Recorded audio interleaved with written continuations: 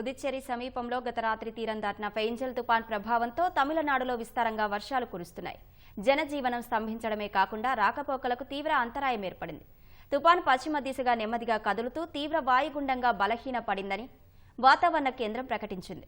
చెన్నైలో వర్షం కారణంగా సంభవించిన వేర్వేరు ఘటనలో ఇప్పటి వరకు 3 చనిపోయారు. ఫెయింజల్ తుపాను ప్రభావంతో తమిళనాడులో విస్తారంగా వర్షాలు కురుస్తున్నాయి. చెన్నై నగరంలోని చాలా ప్రాంతాలు జలదిగ్బంధంలోనే ఉండిపోయాయి. చెన్నైలోకి విమాన కార్యకలాపాలను పునరుద్ధరించారు. ఆ తర్వాత కూడా విమానాల రాకపోకలకు అంతరాయం కలిగింది. 24 దేశీయ, 26 అంతర్జాతీయ విమాన సేవలను రద్దు చేశారు. పుదుచ్చేరిలో గడిచిన 24 గంటల్లో అత్యధికంగా 46 సెంటీమీటర్ల వర్షపాతం నమోదైందని ఉదయం 9 గంటలకు వాతావరణ శాఖ ప్రకటించింది.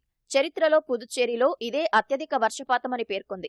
2004 అక్టోబర్ 31న పుదుచ్చేరిలో 21 సెంటీమీటర్ల వర్షపాతం నమోదైంది. భారీ వర్షాలు, ఈదురుగాలులకు చెన్నై, పుదుచ్చేరి, కడలూరు, విల్లుపురం సహా అనేక ప్రాంతాల్లో జనజీవనం స్తంభించింది.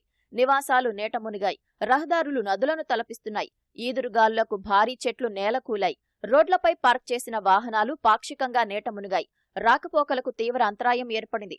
వర్షపు నీరు ఇళ్లలోకి చేరి ప్రజలు ఇబ్బందులు పడ్డారు. వ్యాపారాలను మూసివేశారు. చెంగల్పట్టు తీరంలో అలలు ఉవ్వెత్తున ఎగసిపడుతున్నాయి.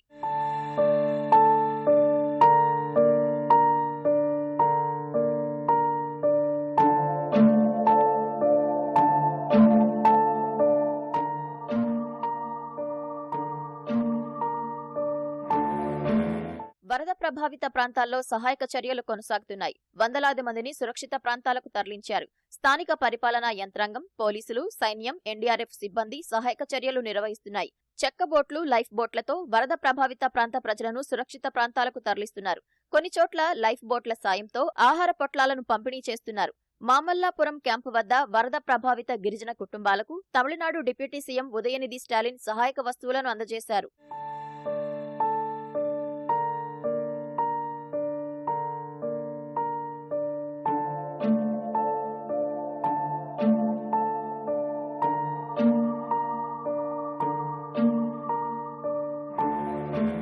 చెన్నై విమానాశ్రయంలో ఓ విమానానికి త్రుటిలో ప్రమాదం తప్పింది. ఇండిగో ఎయిర్లైన్స్ ఎయిర్ బస్ విమానం ల్యాండ్ అవ్వడానికి ప్రయత్నించగా ప్రతికూల వాతావరణ పరిస్థితులతో నియంత్రణ కోల్పోయింది. తిరిగి గాల్లోకి ఎగిరింది. పైలట్ అప్రమత్తతో పెను ప్రమాదం తప్పింది. భారీ వర్షాలతో నదుల్లో నీటి మట్టం పెరుగుతోంది. అనైమదు, కరియకూవిల్ డ్యాంల నుంచి నీటిని విడుదల చేస్తున్నారు. ముఖ్యమంత్రి స్టాలిన్ వాతావరణ పరిస్థితులు, సహాయక చర్యలను ఎప్పటికప్పుడు తెలుసుకుంటున్నారు.